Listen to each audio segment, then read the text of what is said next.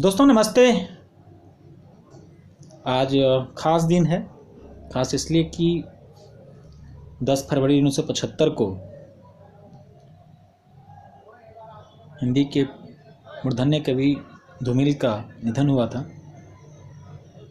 आज उनको याद करने का दिन है। आज की कविता उन्हीं पर केंद्रित है। कविता है, धूमिल को पढ़ते हुए मुझे मिल जाते हैं संसद से सड़क तक आखेट खेलते अनेक चेहरे। सबके पास है रोटियों का अकूत स्टॉक, धान की बड़ी बड़ी कोठियाँ, लाल पीली दाल से भरे बोरे। धूमिल को पढ़ते हुए मुझे मिल जाते हैं संसद से सड़क तक आखेट खेलते अनेक चेहरे। सबके पास है रोटियों का अकूत स्टॉक, धान की बड़ी बड़ी कोठियाँ, लाल पीली दाल से भरे बोरे। धूमिल को पढ़ते हुए मुझे दिख जाती है वह औरत जिसकी अतरियां सूख गई हैं और सीने का उभार न्यूनतम हो चुका है। शायद भूख से बचने को उसने स्वयं निचोड़ डाला है अपना स्तन, और लोग अपनी जांघें ठोक रहे हैं। गोया उस औरत में अब भी शेष है गोश्त के टुकड़े। धूमिल को पढ़ते हुए मुझे दिख जाती है वह औरत जिसकी आंतड़ियाँ सूख गई हैं और सीने का उभार न्यूनतम हो चुका है। शायद भूख से बचने को उसने स्वयं निचोड़ डाला है अपना स्तन, और लोग अपनी जांघें ठोक रहे हैं।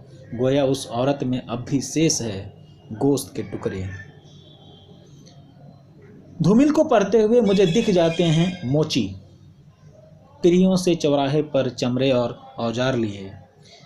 मैं उनसे सवाल पूछता हूँ, वह जवाब देने के बदले हंसते हैं, और कुछ पूछो तो करने लगते हैं सवाल कि साहब जूते निकालिए। और कुछ पूछो तो करने लगते हैं सवाल कि साहब जूते निकालिए, अभी पॉलिश किए देता हूँ, यदि टूट गए हैं तो एक झटके में मरम्मत कर देता हूँ। वह बोलता जाता है और मैं राजपथ पर गुजरने वाली सरकारी गाड़ियों के काफिले को देखता हूँ और पाता हूँ कि सबके जूते एकदम शीशे की तरह चमक रहे